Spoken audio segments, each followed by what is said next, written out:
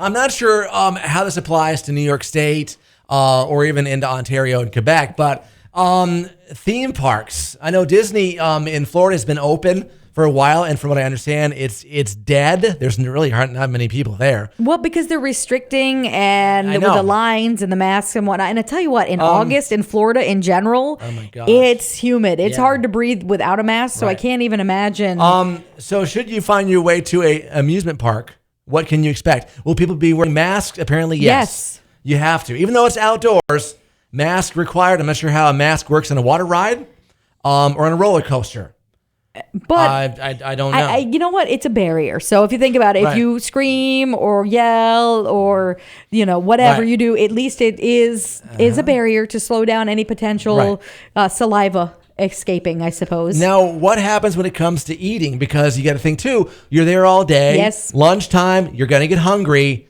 What do? Well, apparently, they're going to keep any self-serve operations, as in like prepackaged foods and drinks, away, like with condiments and stuff like that. They're going to keep that away.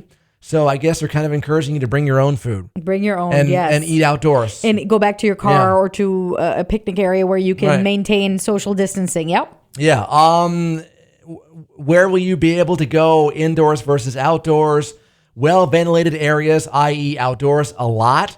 And there's also, issue too about some of the gaming areas. And again, even with some of the games, like a Great Escape or even Darien Lake, now they're saying there's going to be like solo games.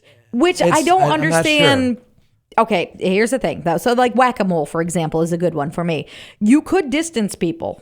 Easily. You could say you could only be on the odd numbers, or you could have to have 2 spaces between people. But some of the games are a little more close contact. But now here's my question. Like the milk barrel one where you try to throw the softball in the milk barrel. Do they wipe down the softballs every time? Or not play that game at all? Or not play that game at all. Exactly. Know. And the same with because a lot of them have video gaming areas too. So if you're playing the skee ball, they can't wipe that down every time unless somebody's literally standing right there. So I'm assuming some of them are literally cordoned off and closed altogether. What about restrooms? Now there's an issue with that. Yeah. They say restrooms can be opened. However, they need to be well ventilated to get air in and out. Which, let's be honest, a good restroom should be well ventilated anyways at a theme park, if possible, because it is a lot of traffic that comes and goes through there. And then you wonder too about full capacity.